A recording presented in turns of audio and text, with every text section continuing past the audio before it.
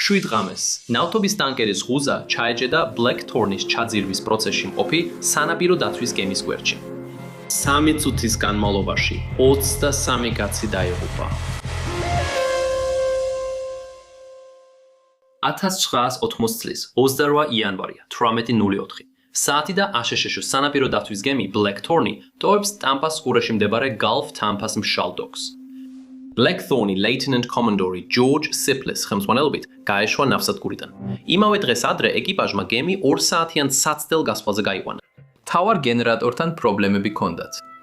გენერატორი შეაკეთეს და ახლა Sipel სურს ნახოს, როგორ იმუშავებს გემი. მზე ჩადის, როცა გემი ტოვებს ნავსადგურს და ზამთრის ღამე დგება. მიუხედავად იმისა, რომ ბნელა, ღამე მშვიდი და სასიამოვნოა, ცა მოწმენდილია და ხილვადობა კარგია. გემი გზაშია ტეხასის ქალაქ Galveston-ისკენ. 3 თვე იდგა სარემონტო ეზოში, სადაც მას რემონტი ჩაუტარდა და ახალი აღჭურვილობა დაამატეს. გემზე იმყოფება 6 ოფიცერი და 44 ეკიპაჟის წევრი. Blackthorn-ი პირველად 1953 წელს გაუშვეს წყალში. ის არის შეერთებული შტატების სანაპირო დაცვის კატერი, რომელიც მინესოტას შტატის დულუტში Marne Iron and Shipbuilding Company-ის მიერ აშენდა. გემი 45 მეტრის სიგრძისაა, აქვს 11 მეტრიანი სიგანე და 4 მეტრიანი ჩაძირვა.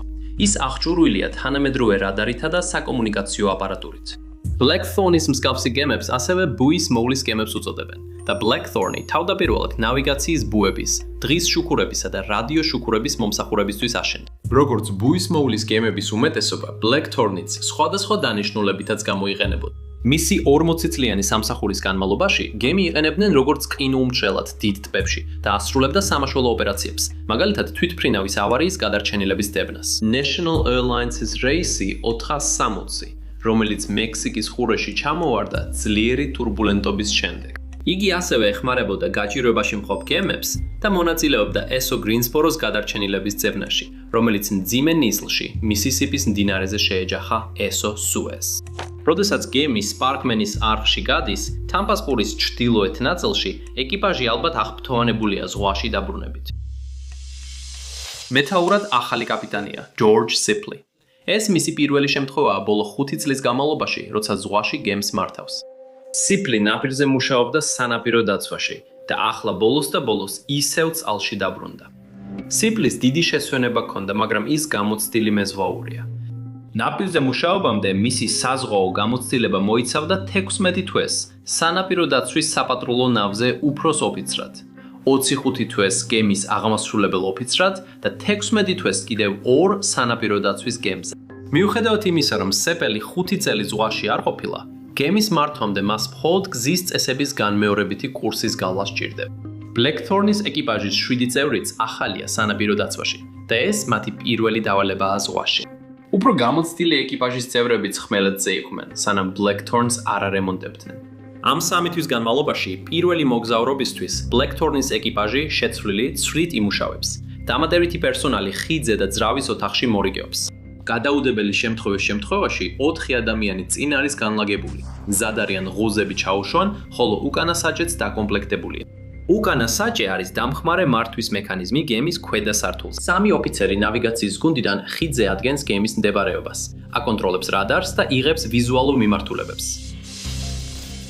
Sparkman-ი არხზე დაშვებისას სეპელი ხედავს რუსულ სამგზავრო გემს, ყაზახეთს, მარჯვნივ სედონის არხში. საზღვაო დაცვის ანგარიშის მიხედვით ამ ინციდენტზე, ყაზახეთიც ახლახან იწყებს მოძრაობას და სამხრეთისკენ მიემართება Blackthorn-თან შემხვედრ გურსზე. Blackthorn-ი 12 კვანძით მოძრაობს და ყაზახეთს უსწრებს. Blackthorn-ი Cut D არხში უხვევს რუსული გემის წინ. მას შემდეგ, რაც Blackthorn-ი Pindola Point-ს გასწდება და რწმუნდება, რომ გემი ნორმალურად რეაგირებს, Lieutenant Commander-ი სეპელი ბრძანებს აღმასრულებელ ოფიცერს, Lieutenant David Crawford-ს, გემის მართვა გადაიბაროს. Lieutenant Crawford-ი იღებს მართვას და სეპელი ჩადის ქვედა გემბანზე, ძრავის ოთახში, რათა ინჟინერ ოფიცერთან ერთად გემის ძრავის მდგომარეობა შეამოწმოს. როდესაც გემი მიცურავს, ნავიგაციის გუნდი პერიოდულად ადგენს კოორდინატებს და ინფორმაციას აწვდის მმართველ ოფიცერს. არავინ არის დანიშნული გემის მდებარეობის მუდმივად დასადგენად. ეს მხოლოდ Blackthorn-ზე ხდება ნისლში ნავიგაციისას. მთავარი ოფიცერი ძირითადად მეზღვაურის თვალს ეყრდნობა. ნავიგაციის გუნდი რეკომენდაციას აძლევს ახალ კურსზე გადახვევის დროს, მაგრამ არც ერთი გამოთვლილი მდებარეობა ან მობრუნების სპელინგი რუკაზე არ აღინიშნება. ეს წყლები ოფიცრებისთვის და ეკიპაჟისთვის ნაცნობია. ტამპას ყურე დაყოფილია საზღვაო არხებად, რომლებსაც ქათებს უწოდებენ და მეთაური ოფიცერი ერთი კატიდან მეორეზე ვიზუალურად გადაადგილდება. კატების შიგნით არხების სიღრმე 13 მეტრს აღწევს, ხოლო კატების გარეთ სიღრმე 4 მეტრამდე მცირდება, რაც დაახლოებით იგივეა როგორც ბლეკთორნის წყალჯდომა. ლეიტენანტი კროუფორდი ასევე იყენებს სანაპირო ორიენტირებს, რათა დაადასტუროს გემის მდებარეობა არხში, როცა ის მიცურავს. იმ დროს, როცა ბლეკთორნი იწყებს გასვლას ტამპას ყურის გარეთ, SS კაპრიკორნი ემზადება ანკერის ასაღებად და ურეში შესასვლელად. კაპრიკორნი ნავთობის ტანკერია, რომელიც თითქმის ზუსტად იმავე ასაკისაა, როგორც ბლეკთორნი. 1961 წელს კაპრიკორნს ახალი შუა ნაწილი დაამატეს და გაადიდეს. ეს არის დიდი ტანკერი. 184 მეტრი სიგრძით, 23 მეტრი სიგანით და 10 მეტრი წყალჯდომით. ხიდი გემის უკანა ნაწილშია და მას ამაღლებული ცხვირის გემბანი აქვს. მას აქვს ორი ღია ფრთა, რომლებიც გემის კორპუსის მთელ სიგანეზეა გადაჭიმული და გემის ხიდის ეკიპაჟს თანამედროვე სანავიგაციო საშუალებებზე მიუწვდება ხელი. კაპრიკორნი დგას ფარვატერის ხუზადგომში, ეგმონტის კუნძულის გარეთ, დილის 10:27 საათიდან, მას შემდეგ რაც 4 დღე იმოგზაურა ვირჯინის კუნძულებზე მდებარე სენტ-კროიდან. გემში ედება ლოტმანი, რომელიც მას ყურეში შეიყვანს და ეკიპაჟი ღუზაზეა გაჩერებული ლოტმანის რიგს ელოდება. ის მიემართება ფლორიდის ენერგიისა და განათების კომპანიაში, ვიდენ აილენდის სადგურზე, ტამპას ყურის ზედა ნაწილში, თვირთით, რომელიც 151,000-ზე მეტ ნავთობის გასრს უდრის. 1846 საათზე SS კაპრიკორნი იღებს ღუზას და 12 კვანძის სიჩქარით შედის ეგმონტის არხში. გემის კაპიტანია ჯორჯ მაკშეი და მასთან ერთად ბორტზე იმყოფება 9 ლიცენზირებული ოფიცერი, 23 ულიცენზიო მეზღვაური და 1 დამატებითი პირი, რომელიც ეკიპაჟის წევრი არ არის. მას შემდეგ, რაც გემი იღებს ღუზას, მარცხენა ღუზა მზადყოფნაში რჩება გემის წინა ნაწილში, მარცხენა ბორტზე, იმ შემთხვევაში თუ საჭირო გახდება სიჩქარის სწრაფად შემცირება. 6 ტონიანი ღუზა კიდია გემის გვერდზე და დამაგრებულია მუხრუჭზე. მარჯვენა ბორტის ღუზა კი დაფიქსირებულია თავის პოზიციაში. 1911 საათზე ტამპა ბეის გემების მეზღვაური ჰარი ნაითი ადის გემზე და იღებს გემის ნავიგაციის კონტროლს. როგორც მეზღვაური, ნაითი გამოიყენებს თავის ცოდნას ტამპა ბეის წყლების შესახებ, რათა დიდი ნავთობის ტანკერი უსაფრთხოდ მიიყვანოს დანიშნულების ადგილამდე. ნაითი გამოცდილი ტამპა ბეის მეზღვაურია, რომელმაც 1000-ზე მეტი გემი შემოიყვანა ყურეში. გარდა იმისა, რომ ნაითს ტამპა ბეიში ბევრი გემი შეუყვანია, ეს უკვე მესამედია, რაც ის კაპრიკორნზე იმყოფება. ამიტომ კარგად იცნობს გემის მანევრირების თავისებურებებს. კაპიტანი მაკშეის რჩევით ის ოდნავ ზრდის გემის სიჩქარეს და თითქმის 14 კვანძამდე ახტავს. ყველაზე მეტად სავარაუდოა, რომ მას გონია სიტუაციას აკონტროლებს. როდესაც კაპრიკორნს ეგმონტის არხში შეხავს, ნაითი ღია უსაფრთხოების შეტყობინებას აკეთებს 13 არხზე თავისი პორტატული რადიოთი, რადგან ყველა გემს აცნობოს კაპრიკორნის ყოფნა ამ ტერიტორიაზე. ბლეკთორნზე დაბრუნებისას, როდესაც ის სამხრეთისკენ მიემართება ტამპას, ყურის ჰილსბოროს უბის გავლით, მას ხვდება და უვლის ბუქსირი, სახელად Pat B, რომელიც დატვირთულ ბარჟას ჩრდილოეთისკენ მიაქანებს Cat E არხში. ორივე ხომალდი უკავშირდება ერთმანეთს 13 არხზე და შეთანხმდებიან, რომ ერთმანეთს მარცხენა ბორტით ჩაუვლიან. ეს ხდება დაგეგმილის მიხედვით, მაგრამ ბლეკთორნი არ გადადის გვერდზე, როცა ხომალდები ერთმანეთს უახლოვდებიან. ამის ნაცვლად ის არხის ცენტრთან ახლოს რჩება, რის გამოც Pat B-ის მარჯვნივ გადანაცვლება უწევს. ისინი ერთმანეთს 12 მეტრზე ნაკლები დაშორებით ჩაუვლიან, რაც ტამპას ვიწრო არხებისთვის უჩვეულო არ არის. შემდეგ რუსული სამგზავრო გემი ყაზახეთი ბლეკთორნს ეწევა. მას სიჩქარე აქვს მომატებული გასვლის შემდეგ.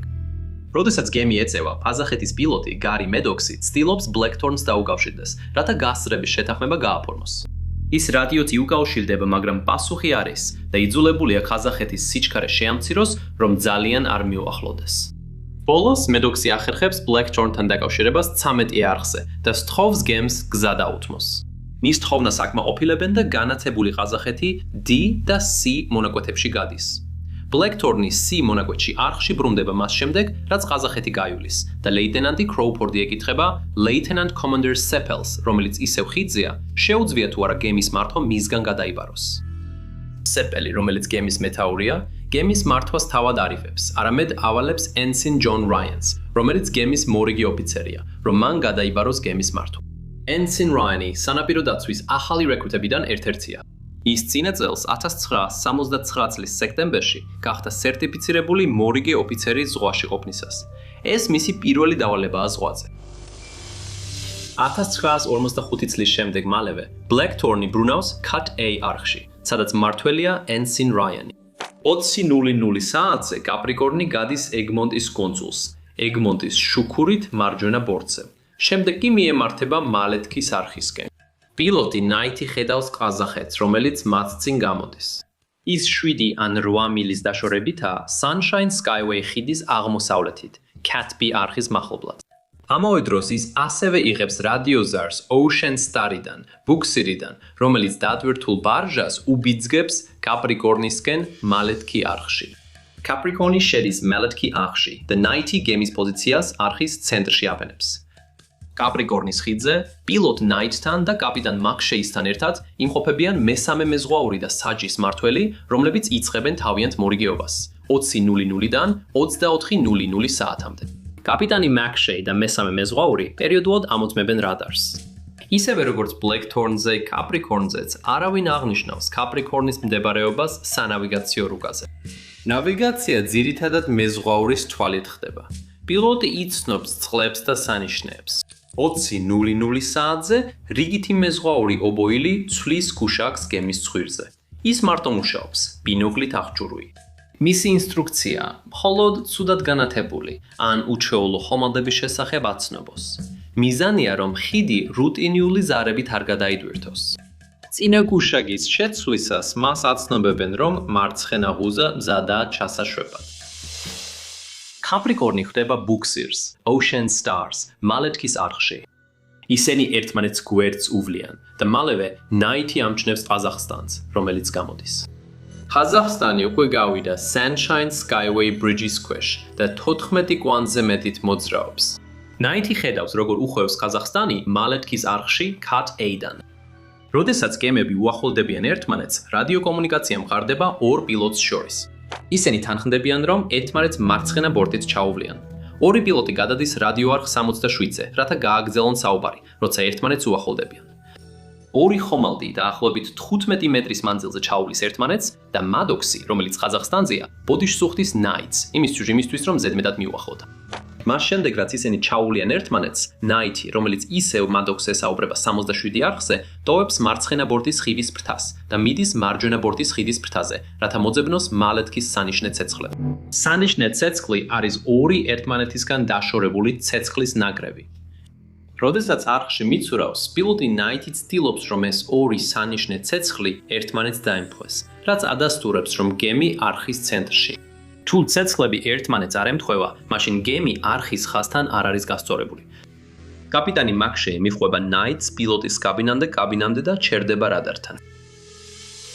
ეხლა ნაითი ხედავს Blackthorn-ის თეთრ მარშზე განთავსებულ ცეცხლებს და მწვანე გვერდით ცეცხლებს, რადგან ის გამოდის იმავე მარშრუტზე, როგორც ყაზახსტანი. ის მდებარეობს Sunshine Skyway Bridge-ის აღმოსავლეთით, კატა არხის დასაწყისთან ახლოს. კაპიტანი მაკშეი კაპრიკორნზე პერიოდულად ამოწმებდა რადარს და ახლა ის ხედავს Blackthorn-ს. სხვირის მეთვალყურე ობოილი ასევე ამჩნევს Blackthorn-ს, რომელიც კარგად არის განათებული და მასზე არაფერია უჩვეულო. ამიტომ ის ამას არ ატყობინებს. პილოტი, ნაითი, თავის პორტატულ რადიოს ისევ 13 არხზე აყენებს და ცდილობს დაუკავშირდეს გამავალ Blackthorn-ს. ის პასუხს ვერ იღებს. ჩანს, რომ Blackthorn-თან რადიოთი დაკავშირება რთულია. კაპრიკორნი მეორე ხომალდია, რომელსაც Blackthorn-თან დაკავშირება უჭირს. ნაითი ბრუნდება პილოტის კაბინაში, დგება ხომალდის ცენტრალური ხაზის მარცხნივ და აგვირდება შემომავალი ხომალდის ფარდობით ფელენგს. ის კიდევ ერთხელ ცდილობს დარეკვას, მაგრამ კვლავ პასუხს ვერ იღებს. ნაითს უწევს კაპრიკორნი არხში ამყოფოს, რადგან გემი წყალში ღრმად ზის. ის ასევე უახლოვდება თავის მოხვევის წერტილს არხებს შორის. ის გადაწყვეტს არ შეცვალოს კაპრიკორნის კურსი ან სიჩქარე. რადიო ერთადერთი გზა არ არის, რომლითაც გემი სხვა ხომალდთან კომუნიკაციას ამყარებს.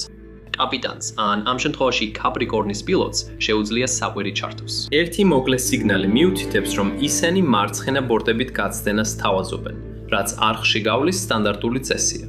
მაგრამ ნაითი საყვირს არ აძლევს ხმას. სანაპირო დაცვის ანგარიშის მიხედვით ის მოგვიანებით განმარტავს, რომ არ სურს მეორე ხომალდს არჩევანის შესაძლებლობები შეუზღუდოს. ამ ეტაპზე ბოლომდე ნათელი არ არის, რა მიმართულებას აიღებს Blackthorn-ი მას შემდეგ, რაც გაივლის Sunshine Skyway ხიდის ქვეშ. მას შემდეგ, რაც ხიდის ქვეშ გაივლის და Capricorn-სა და ხიდს შორის აღმოჩნდება, Blackthorn-მა შეიძლება მარცხნივ შეუხვიოს ინტრაკოსტალურ წყლის გზაზე, რომელიც სამხრეთისკენ მიმავალი არხია და დაახლოებით 6 მეტრის სიღრმე აქვს. ეს სიღრმე სრულიად საკმარისია პატარა Blackthorn-ისთვის. თუ გემი იმ მიმართულებით წავა, არხს Capricorn-ის წინ გადაკვეთს.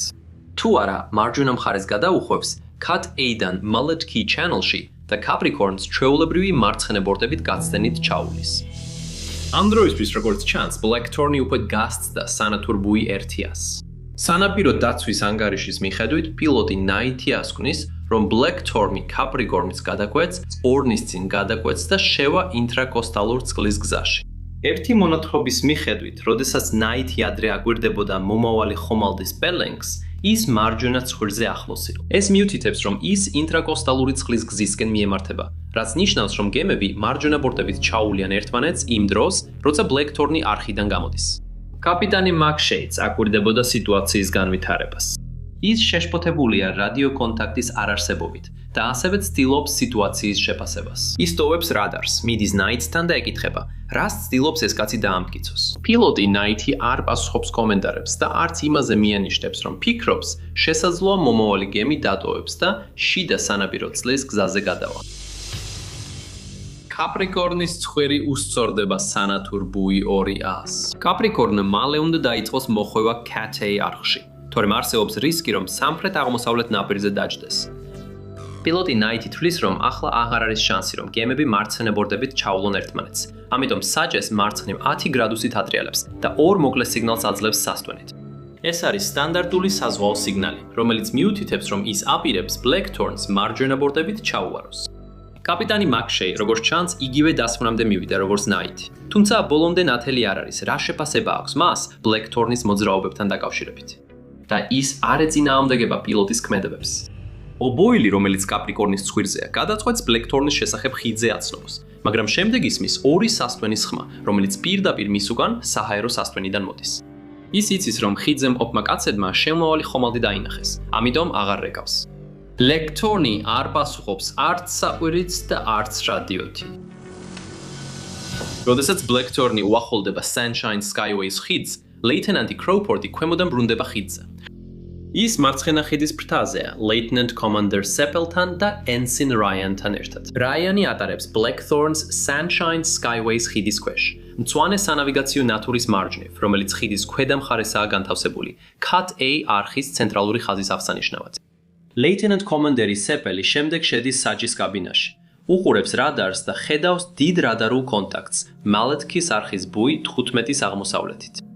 ის იხურება წინ და ხედავს აზახეთის კაშკაშა განათებებს, იმავე მიმართებით, როგორც რადარულ კონტაქტს.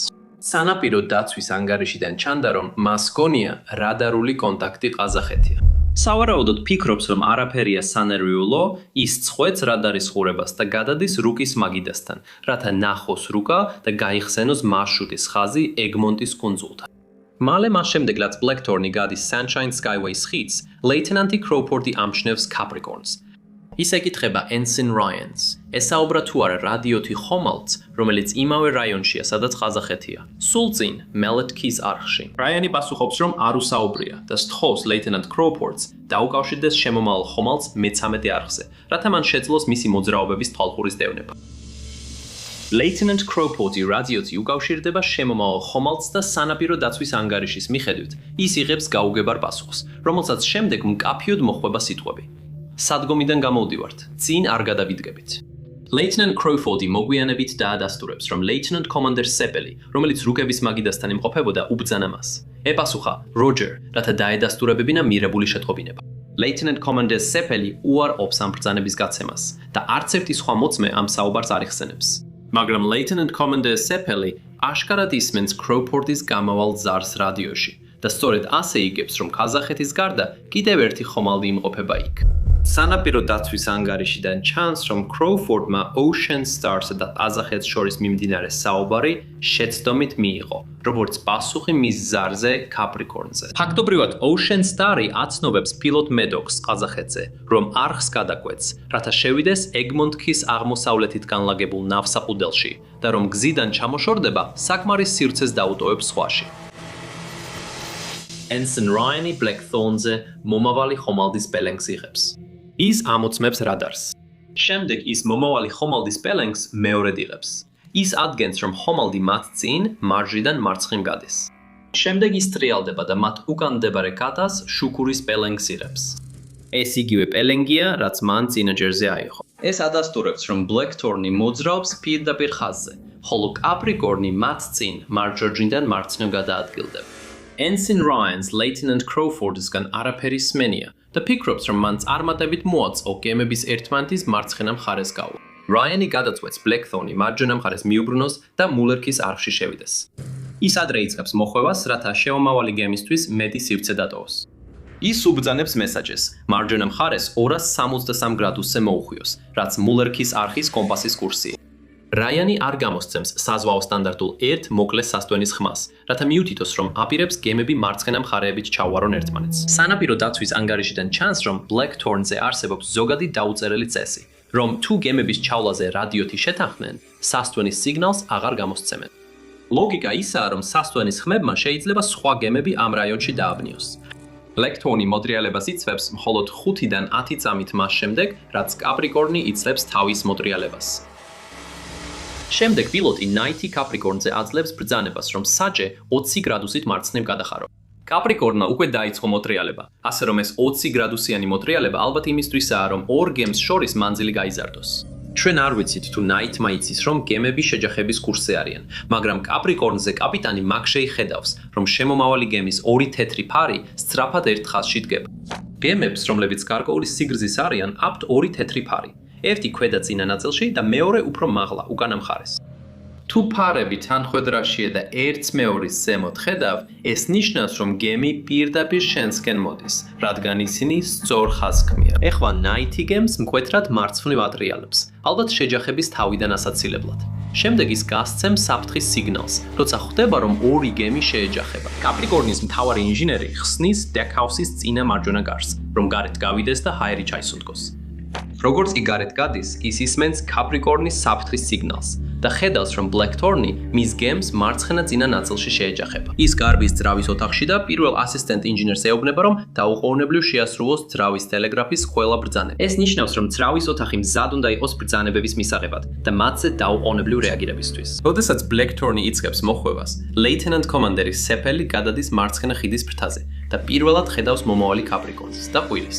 საიდან ჯანდება გამოჩნდა ეს? ის ესმის სასტვენის სიგნალები მომავალი ხომალდიდან და ყვირის Ryan-ს. მარჯვენა სრული საჯე! ორივე ხომალდი ერთმანეთისკენ ბრუნავს. ვერავინ აჩერებს შეჯახებას. Seppel-ი ყვირის. მოემზადეთ შეჯახებისთვის. შემდეგ ის მიდის მართვის პულტთან და ძრავებს სრულად უკუსლაზე აყენებს, რომ გემი მაქსიმალურად შეანელოს შეჯახებამდე. Capricorn-ი და Blackthorn-ი ერთმანეთს ეჯახებიან 20-21 საათზე, მარცხენა ცხვირით. მარცხენა ცხვირზე თითქმის პირდაპირ Capricorn-ის საფრთხის სიგნალიდან 5-დან 15 წამში. Blackthorn-ის ღუზის ჯგუფიდან ყველა ერთი ადამიანის გარდა გემბანზე გადახდა. მეზღვაური Michael Rhodes-ი, რომელიც რადიოს ყურსასმენით მუშაობს, ვერ ასწრებს ყურსასმენის მოხსნას და საბოლოოდ ცხვირზე აღმოჩნდება გაჭედი. მოხდა ძლიერი შეჯახება და Blackthorn-ი მაშინვე მარჯვენა ბორცზე დაახლოებით 15 გრადუსით გადაიხარა. შემდეგ გემი მარცხენა ბორცზე გადაბრუნდა და დაახლოებით 5 გრადუსით მარცხენა ბორცზე გადაიხარა. Capricorn-მა მაშინვე გააჩერა ძრავები. ორივე ხომალდი აგზელებს ერთმანეთზე სტრიალს და ამ დროს Capricorn-ის მარცხენა ბორტის ღუზა, რომელიც ჩამოსაშვებად მზადაა, შავე კალას გვერდზე ეხახუნება. ის შავე კალას კორპუსს ხრեց და გემის გვერდზე დიდ ნაპრალს ტოვებს. ღუზის ჯაჭვზე დამაგრებული მუხრუჭები ვერ უძლებს, რადგან შავე კალას სიმძიმე მასზე ეკაჩება. ბოლოს ღუზა შავე კალას საშხაფე კაბინაში ჩაეფლობა. შემდეგ Capricorn-ს უწევს გადამრჩენელი მანევრის შესრულება, რათა თავიდან აიცილოს შეჯახება საშეჯახება Sunshine Skyway-ის ხიდთან. ან Night-ი ან მაგ შეიცრავებს სრულად უკუსლაზე აყენებს, საჯეს მარცხნივ ბოლომდე ადრიალებს და ცდილობს გემი ჩრდილოეთ მხარეს, კად A-ში გააჩეროს. გემი აგრძელებს მარცხნივ მოძრიალებას და თანდათან ამცირებს სიჩქარეს, მაგრამ ახლა ის შავე კალას უკანა ნაწილით, ჰუზით მიათრევს. ის შავე კალას მიათრევს, მაგრამ ჰუზის ჯაჭვი ისევ იშლება. ობოილი კაპრიკორნის სხივზე უყურებს, როგორ იშლება ჯაჭვი, სანამ ჯაჭვიდან ამოსული ჟანგიანი მტვრის ხრუბელი თვალს არ დაუპინდავს. სიტუაცია სრული შოკი უნდა იყოს შავე კალას მთელი ეკიპაჟისთვის, განსაკუთრებით ახალწეულებისთვის. გემი არა მარტო ბევრად უფრო დიდ ტანკერს შეეჯახა, არამედ ახლა იხრება და უკონტროლოდ უკან ეკაჩებათ. დაახლოებით 20-მდე მორიგეობის გარეშე მყოფი ეკიპაჟის წევრი გემის სასადილოში იკრიბება, რაც ჩვეულებრივი შეკრების ადგილია ავარიის კონტროლის ჯგუფისთვის. ისინი ინსტრუქციებს ელოდებიან. არავინ ელოდა ამას, მხოლოდ 2 საათის შემდეგ, რაც ნავსადგურიდან გავიდნენ. 3 კაცი უკანა მართვის განყოფილებიდან გემბანზე გარბის და მათ უკან ლუკს კეტავს. ეკიპაჟი სასადილოში პანიკაშია და დაბნეულია. ზოგიერთი ახალი რეკრუტი, რომლებიც თავიანთ პირველ სანაპირო დაცვის დავალებაზე არიან, შოკისგან გაშეშდა. ისინი ალბათ ზღვაზე მსგავს მოვლენებსაც კი არ არიან შეჩვეულები, მით უმეტეს ასეთ საშიშ სიტუაციას. ზოგიერთი მიდის საინფორმაციო დაფასთან მარჯვენა ბორტის კორიდორში, სასადილოს გვერდით, რათა გადაამოწმოს ზღვაზე შეჯახების შემთხვევაში თავიანთ მოვალეობებს. როგორც ჩანს, ეკიპაჟის უმეტესობამ არც კი იცის, სად უნდა წავიდეს. ბოცმანის თანაშემწე ბარტელი ცდილობს ხელმძღვანელობა აიღოს. ის აძლევს ეკიპაჟს სასადილოს სართულზე ბრძანებას, გამოაცადონ ზებრას მდგომარეობა, რაც ნიშნავს, რომ მათ უნდა დახურონ ყველა წყალგაუმტარი კარი, ლუკი და ილუმინატორი. ის ასევე აძლევს ბრძანებას, რომ ავარიული აღჭურვილობა გამოიტანონ სათავსოდან და პერსონალმა თავისი პოსტები დაიკავოს. კაპრიკორნის ღუზის ჯაჭვი მიერთებულია იმ ღუზაზე, რომელიც ბლეკთორნშია ჩარჩენილი. როდესაც ჯაჭვი კაპრიკორნიდან იშლება, გემი სცილდება და იწყებს დაშორებას. ღუზის ჯაჭვი განაგრძობს იშლებას და გემებს შორის მანძილი იზრდება. 2 ოფიცერი მთავარი გემბანის მარცხენა ბორტის კორიდორში ეკიპაჟის წევრ ბრუს ლაპონს, შიშველსა და დაჭრილს პოულობს. ის შოკშია და ცდილობს უთხრას მათ რაღაც ღუზაზე, რომელიც საშხაპეშია. მას ღუზა დაეჯახა, როცა მან გემის კორპუსი გაარღვია. ერთი ოფიცერი მიდის საშხაპესთან, რომ დაათვალიეროს დაზიანება და პოულობს კაპრიკორნის ღუზას, გემის გვერდზე გაჭედილს. ხიდზე კვარტერმაისტერი რადიოთი მე-16 არხზე გადმოსცემს Mayday-ს სიგნალს. ის უკავშირდება სანქტ-პეტერბურგის სანაპირო დაცვის ჯგუფს 20-22 საათზე შეჯახებიდან 1 წუთში. ისინი ეკითხებიან, რა მდგომარეობაშია დაზიანება და კვარტერმაისტერი პასუხობს: დაელოდეთ. არავინ არის ზუსტად დარწმუნებული, რა ხდება და ბლეკთორნიდან აღარ მიიღება შემდგომი გადაცემები. კვარტერმაისტერი გარი კრამლი მიდის რუკების ოთახში, რათა აიღოს გასაბერის სამაშველო ჟილეტები ხიდის ეკიპაჟისთვის. ის აღარ ბრუნდება. ხიდზე ლეიტენანტ კომანდორი სეპელი ეკითხება ოფიცერს ნავიგაციის მაგიდასთან. სად არის უახლოესი მეჩეჩე ან მეჩეჩე წყალი? ალბათ გეგმავს გემის ნაპირზე შეყვანას, სანამ ჩაიძირება. უახლოესი მეჩეჩე არის მალეთ მულაკის მეჩეჩე ჩრდილოეთით. სეპელი აჩერებს ძრავებს სრული უკუსვლიდან. არ არის ნათელი, რა ხდება შემდეგ ხიდზე. ეს სიტუაცია ეკიპაჟისთვის უდიდესი შოკი უნდა იყოს, მაგრამ თუ შეძლებენ ყველა წყალგაუმტარი კარის დახურვას და გემის მეჩხერ ადგილას მიყვანას, შესაძლოა გემი გადაარჩინონ. 2 გემი ახლა უკვე დაშორდა ერთმანეთს და კაპრიკორნი შენელდა. ძელი, რომელიც ღუზას აქვს მიმაგრებული და ჯერ კიდევ ბლეკთორნის გვერდზეა გაჭედილი, მოდუნდა. როდესაც 2 გემი ერთმანეთს შორდება, მათ შორის მანძილი სრულად გაშლილ ღუზის ჯაჭვს ისევ დაძაბულობას აძლევს. ბლეკთორნი მოულოდნელად მარცხენა ბორტისკენ მკვეთრად გადაიხარა. მთელი გემი წყალში იწევა. ლეიტენანტ კომანდერის სეპელი ყვირის: გემი დატოვეთ. არავის აქვს დრო, რომ ბრძანება გემის საჯარო ხმოვან სისტემაზე გააჟღეროს, რადგან გემი მარცხენა მხარეს გადაბრუნდა. გემის დამხმარე გენერატორები ითიშება. გემის მთელ ტერიტორიაზე ყველა შუფი ქრება და გემი სიბნელეში იძირება. ეკიპაჟი სასადილო გემბანზე ყველა მიმართულებით იფანტება. ნავების მეზღვაური ბარტელი ცდილობს მიაღწიოს მარჯვენა მხარის სამაშველო ნავს, რომ შეძლოს მისი წყალში ჩაშვება. მაგრამ სანამ ბარტელი მიაღწევს მას, ბლეკთორნი იმდენად გადახრილია, რომ სამაშველო ნავის გაშვება შეუძლებელია. შესაძლოა ისინი უკვე წყალქვეშ არიან, ან ხომალდის კუთხე ძალიან ართულებს საქმეს. ზუსტად ვერ ხვდები. რამდენიმე კაცი, ვინც ხომალდის მარჯვენა ბორტზე აღმოჩნდა, გადადის კორპუსზე და შემდეგ კილზე, როცა ხომალდი გადაბრუნებულ მდგომარეობაში გადადის. რადიო ოპერატორი ვერ ახერხებს ხურსასმენების მოხსნას და ხომალდის გადაბრუნებისას წყალში ითრევ. ის წყალში ითრევა, მაგრამ ახერხებს ხურსასმენის სამაგრის გაჭრას, თავს ითავისუფლებს და ზედაპირზე ამოდის. მეზღვაური სტაჟიორი უილიამ ფლორესი ცდილობს წყალში მყოფ მამაკაცებს სამაშველო ჟილეტები მიაწოდოს. ის სანაპირო დაცვის სასწავლო ბანაკს მხოლოდ 1 წელია რაც ამთავრა, მაგრამ გემის მიტოვების ნაცვლად მიდის სამაშველო ჟილეტების სათავსთან და ეკიპაჟისთვის ჟილეტების გამოტანას იწყებს. შესაძლოა დაინახა, რომ გემი იძირება, ამიტომ სამაშველო ჟილეტების ლუკი თავის ქამრით ამაგრებს ღიად და ეს საშუალებას აძლევს ჟილეტებს გემის ჩაძირვის შემდეგ წყალში ამომოტივტივდეს. ის თავის პოსტზეა, როდესაც Blackthorn-ი იძირება. ამ დროს გემის ეკიპაჟის დაახლოებით 20 წევრი ქვედა სართულზე სასადილოსთან ან მის ახლოს იმყოფება. Blackthorn-ი სწრაფად გადაბრუნდება, როცა შიგნით ჯერ კიდევ ადამიანები არიან. მეზღვაური სტაჟიორი Michael Gray და მეზღვაური Rhodesy სასადილოს სართულზე მყოფი ეკიპაჟის 2 წევრს წარმოადგენენ. მეზღვაური Rhodesy დგას მარცხენა ბულკერზე და ახერხებს, რომ გახსნას და შემდეგ თავზე ასციოს 130 ფუნტიანი წყალგაუმტარი კარი, სანამ მისი 2 თანამგზავრი გარბის. შემდეგ თვითონაც გარბის, როცა კარი წყალს უშვებს და წყალი იწყებს შემოსვლას. გემის ტექნიკოსი საძინებელ სექციაშია და ჩარჩენილი ეკიპაჟის ძებნას ცდილობს, როცა ხომალდი გადაბრუნდება.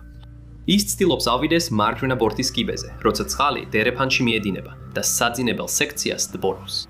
ის აღწევს კიბის ზედა ნაწილს, გამოდის გარეთ და შემდეგ წყლის ნაკადი მას გადაბრუნებულ სასადილო სართულზე შეათრევს. იქიდან ის მარჯვენა ბორტის წყალგაუმტარ კარებში ცურავს ბიჭების სართულზე, საიდანაც აღწევს თავს. გემის სასადილო სართულზე ეკიპაჟის უმეტესობა ისევ იქ არის. ისინი გამოსავალს ვერ პოულობენ. როდესაც ხომალდი გადაბრუნდება, მეზღვაური Warren Brewer-ი სასადილო სართულზე არსებული ლუკიდან ძრავის ოთახში ადის. ის ლუკიდან ფანარს ანათებს და ყვირის: გამოსავალი ვიპოვე, გამოსავალი ვიპოვე.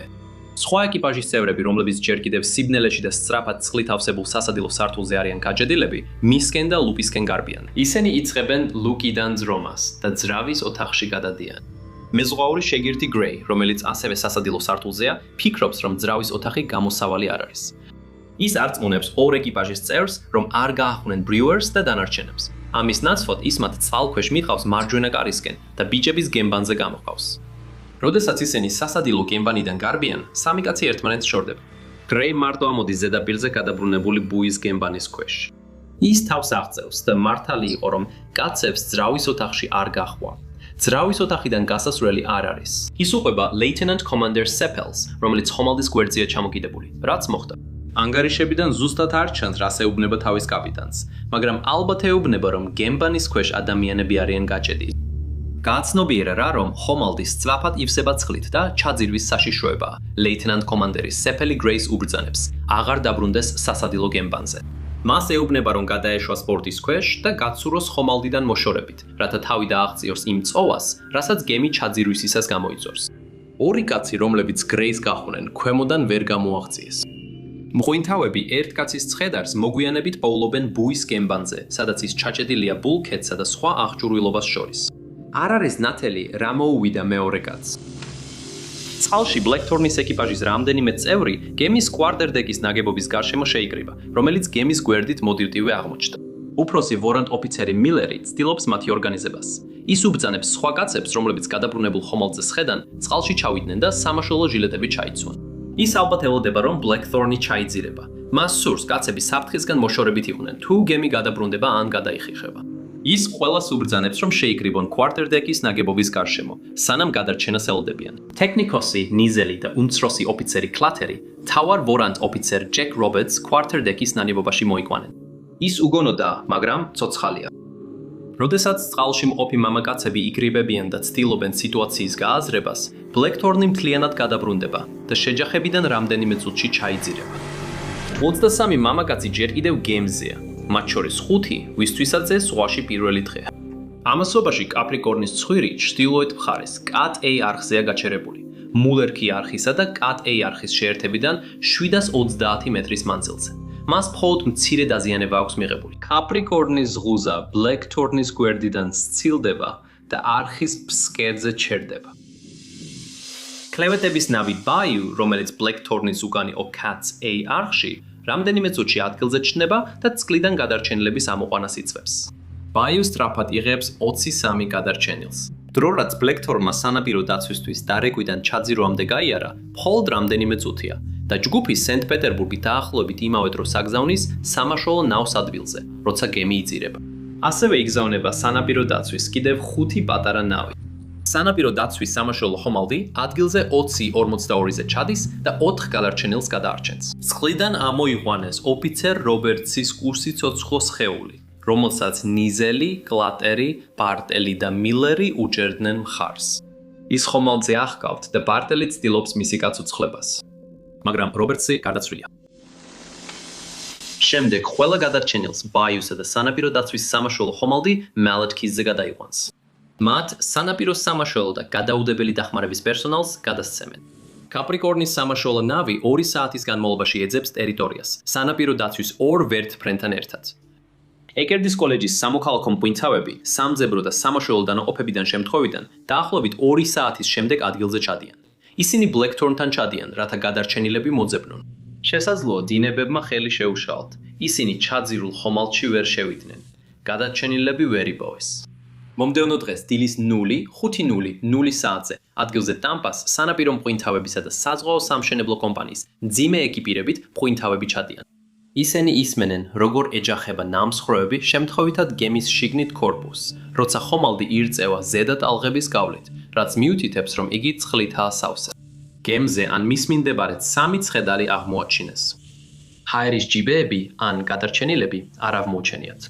მღვინთავებმა 29 იანვარს ინციდენტიდან 1 დღის შემდეგ ბლეკთორნის ბიჭების გემბანიდან კიდევ 2 ცხედარი ამოიყვანეს. ერთ-ერთი მათგანი არის ბრიუს ლაფონდი, რომელსაც შხაპის ოთახში ღუზამ დაარტყა. გადარჩენილების აქტიური სანაპირო დაცვის ძებნა 30 იანვარს სრულდება. 3, 5 და 6 თებერვალს შემთხვევის ადგილიდან 5 მილის რადიუსში ცალკეული ცხედრები იპოვეს. 19 თებერვალს ბლეკთორნი არხის ფსკერიდან ამოიყვანეს. 4 ცხედარი ნანგრევებიდან ამოიყვანეს. ამ ცხედრებიდან 13 გემის ძრავის ოთახში იპოვეს. ბლეკთორნის გადარჩენა შეუძლებელი იყო. ის მექსიკის ყურეში სანაპიროდან 20 მილის დაშორებით გაიყვანეს და ხელოვნურ რიფად ჩაძირეს.